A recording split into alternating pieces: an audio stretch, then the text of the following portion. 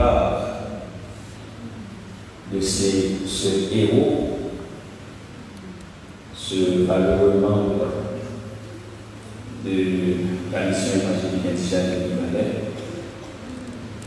un des membres fondateurs de cette mission. Nous prions le Seigneur qu'il puisse consoler toute l'Église entière, ainsi que la famille Fabriné. Nous avons partagé avec vous la parole de Dieu en la circonstance, car nous savons que dans les moments les plus difficiles, Dieu a toujours du réconfort. Et ce réconfort ne peut se trouver qu'en sa parole. Nous lisons dans l'épître de Paul aux Philippiens, le chapitre 1er, du verset 19e au verset 21e. Car je sais que cela tournera à mon salut grâce à vos prières et à l'assistance de l'Esprit de Jésus. Selon ma ferme attente et mon espérance que je n'aurai honte de rien, mais que maintenant, comme toujours, Christ sera glorifié dans mon corps avec une pleine assurance, soit par ma vie, soit par ma mort. Car Christ est ma vie et la mort est un bien. La mort du chrétien, un bien. La mort est un fait qui confirme notre existence. Parce que nous ne pouvons pas parler de mourir si nous ne savons pas exister. Elle est un élément naturel qui est capable d'englober toute être. Et les biologistes le définissent comme la séparation du corps et de l'âme et de l'esprit. Et laquelle séparation entraîne ses conséquences comme tout autre. Si on ne peut pas continuer en vie, on peut déplacer, soit pour un peu de temps ou un temps qui est très long, ça quand même laisser des conséquences. Chagrin, souffrance, etc. Et face à la mort, beaucoup de réflexions, beaucoup de pensées pilulent. Gagné qui décrit la mort comme un mal à tous, un mal commun à tous. Et personne ne peut l'éviter, car la mort s'impose à toute la race humaine. Depuis à vivre, attendons à ce qu'un jour quand même, ou mourir. Parce que c'est le chemin de toute la terre, et Dieu l'a voulu ainsi, comme il a déclaré qu'il ne laissera pas son esprit en l'homme pour l'éternité. Et chaque instant de la vie, à partir de la naissance, est un pas vers la mort. Et comme la mort fait couler des larmes, la mort attriste, est-ce que la mort est tout à fait défavorable? À la lumière de la Bible, la parole de Dieu, nous voyons que la mort n'est pas tout à fait défavorable. Car dans la révélation de Jean, chapitre 14, il est dit: heureux dès à présent les morts qui meurent dans le Seigneur. Et Paul, dans son épître aux Philippiens, au chapitre 1er, verset 21, il est dit: Christ est ma vie, la mort n'est un bien. La mort n'est pas défavorable pour ceux qui sont en Jésus. Et qu'est-ce qui fait de la mort un gain pour le chrétien? Dans notre intervention, nous voulons souligner deux éléments qui font de la mort un gain, un bénéfice pour le chrétien ou pour celui qui vit en Jésus-Christ. Le premier bénéfice qui fait de la mort un gain pour vous et moi qui croyons en Jésus-Christ, c'est que la mort nous emmène auprès du Seigneur. La mort nous rapproche du Seigneur.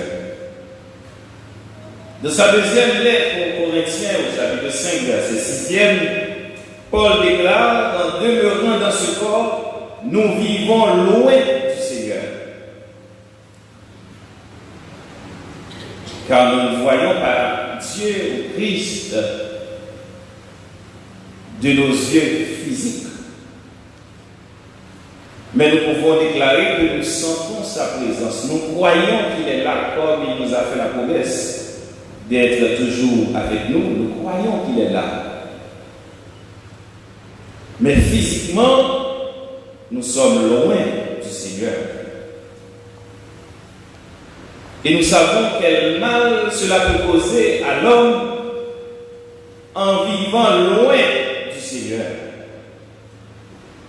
Car Dieu, pour punir le peuple d'Israël, après maintes désobéissances, a déclaré que je vais vous priver de ma présence.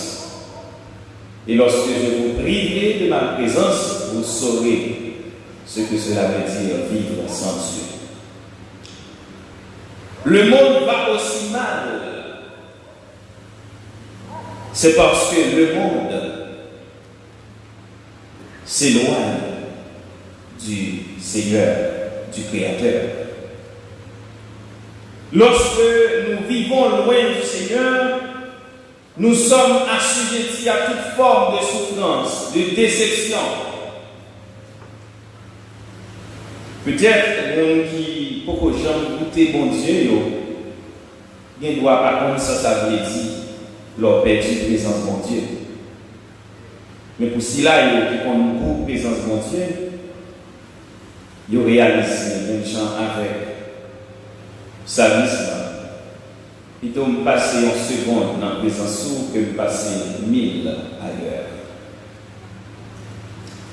Parce que loin de la présence de Dieu, il n'y a que souffrance, il n'y a que déception. Et c'est pourquoi sur cette terre, nous sommes assujettis à autant de mal. C'est parce que nous demeurons loin du Seigneur. Mais lorsque survient la mort, notre corps va dans la tombe, certes, il se détériore, mais notre esprit va se reposer auprès du Seigneur. Car dans Éphésiens, le chapitre 4e, les versets 8 et 9, nous montrent que avant la mort de Christ, lorsqu'un être meurt, il va au séjour des morts. Il y reste. Mais avec la mort et la résurrection de Jésus-Christ, Christ étant descendu dans les régions inférieures de la terre, a emmené avec lui les captifs, ceux qui ont été retenus par le séjour des morts. Mais ces captifs sont ceux qui sont à lui. Étant monté en haut, il a emmené avec lui les captifs. Et désormais, lorsque un serviteur de Dieu meurt, il ne va pas, son esprit ne va pas au séjour des morts, mais il va rejoindre son Seigneur. Et c'est ce que Paul déclare dans sa lettre aux Philippiens. Il est pressé des deux côtés. Il a le désir de s'en aller pour être avec Christ, ce qui de beaucoup est le meilleur, mais aussi il voudrait rester sur cette terre pour poursuivre l'œuvre du Seigneur. Donc, chers amis, frères et sœurs, la mort pour le chrétien n'est pas défavorable, car la mort nous rapproche du Seigneur. Même Jean avait, tout le monde allait passer du temps en présence des gens adorables, extraordinaires. Lorsque tu es un bon monde, vous sentez là pour t'arrêter. Et ce matin, si nous pleurons le départ de frère Mirefoy, c'est parce que la présence est désagréable de mon côté. Parce que bien pour le monde, si on est informé que il rend dernier soupir, même si on ne peut pas lever, mais on peut dire gloire à Dieu, mais ça ne va pas participer dans rien. Parce que sa présence sur cette terre était plus que nuisible. Oui, nous aimons passer temps pour côté monde qui est adorable, qui est extraordinaire. Et c'est ça qui fait nous prendre plaisir pour nous vivre l'église. Parce qu'à l'église, nous savons que nous bénéficions de la présence de mon Dieu. Nous vivons la caille Seigneur. Nous vivons passer temps dans la présence Seigneur. Mais c'est dans une dimension spirituelle parce que nous ne voyons pas le Seigneur physiquement, même à l'intérieur d'un temple ou d'une église. Mais dans cette vie qu'il y a après la mort, nous aurons la possibilité de contempler face à face le Seigneur Jésus. Nous aurons la possibilité de voir Christ dans sa manifestation visible, parfaite et permanente.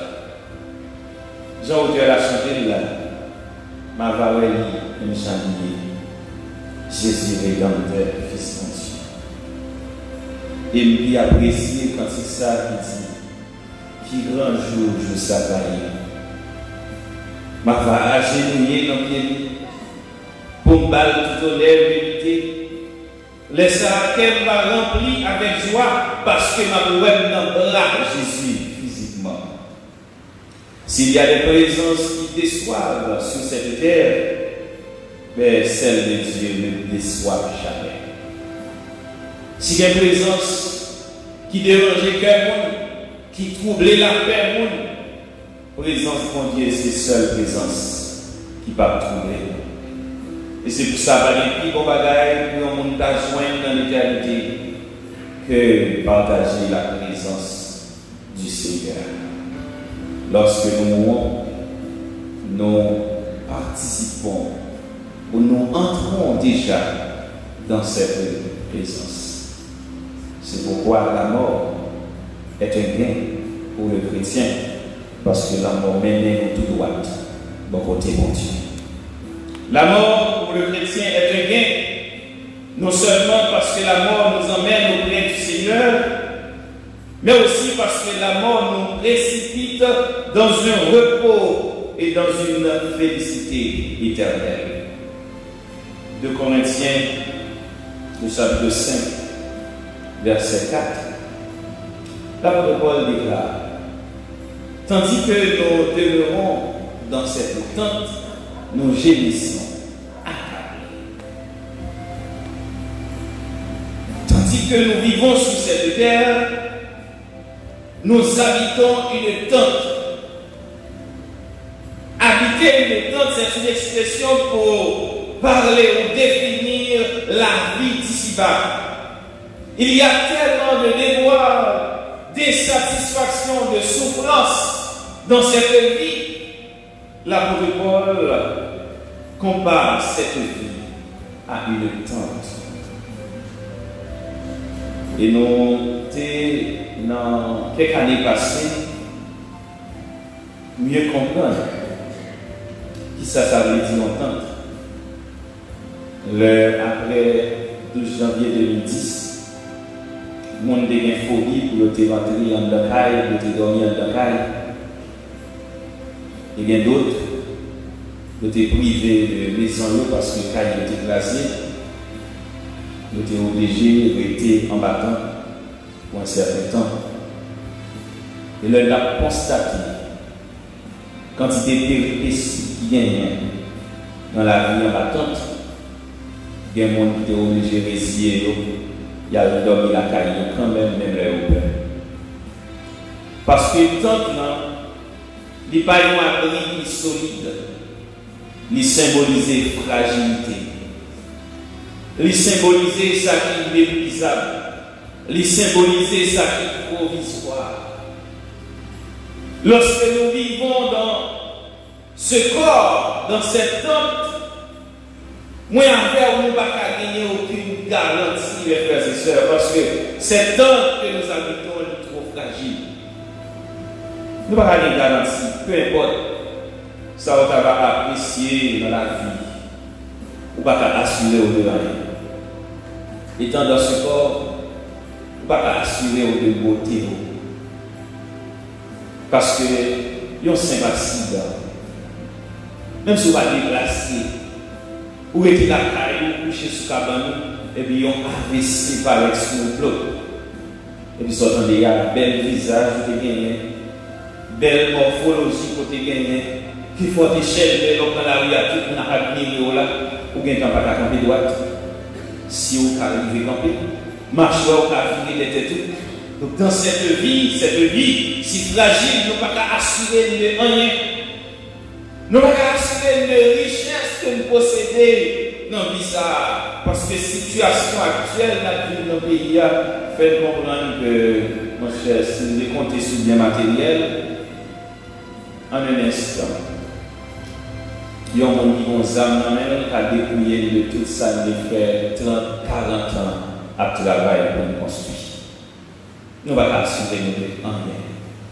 Nous ne pouvons pas assurer nous de amitié que nous gagnons sur ça, de fréquentation que nous gagnons sur ça. Parce que pour nos raisons et pour l'autre, il y a un monde qui est confié dans lui, qui est appuyé sur lui, qui est comme bons amis, il a trahi, il a abandonné. Car nous vivons dans une vie fragile, périssable, provisoire. La vie d'ici-bas, c'est une vie de souffrance. Et les souffrances sont multiples pour que personne ne soit exempt de souffrance. Si vous n'êtes pas malade, ou grand goût, vous ne jamais manger.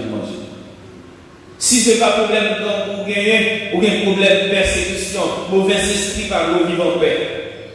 Si ce n'est pas un problème matériel, ou un problème spirituel, parce que les sous terre, ça, les dans la vie, ça. Il faut qu'on ait quand même ça crée une souffrance. Misère, insécurité, maladie, persécution. C'est tout le bagage qui nous fait connaître que la vie d'ici-bas, nous ne pouvons pas assurer une souffrance. Mais avec la mort, plus de place pour les déceptions. Avec la mort, plus de place pour les souffrances. On y a là, même si vous avez écrasé corps, même si vous avez rentré là avec des armes, vous commencez à tirer, même si vous avez fait toute qualité mal, frère, ne voit pas qu'on a fait, parce qu'il est rentré dans le repos éternel. Il est rentré dans la félicité éternelle.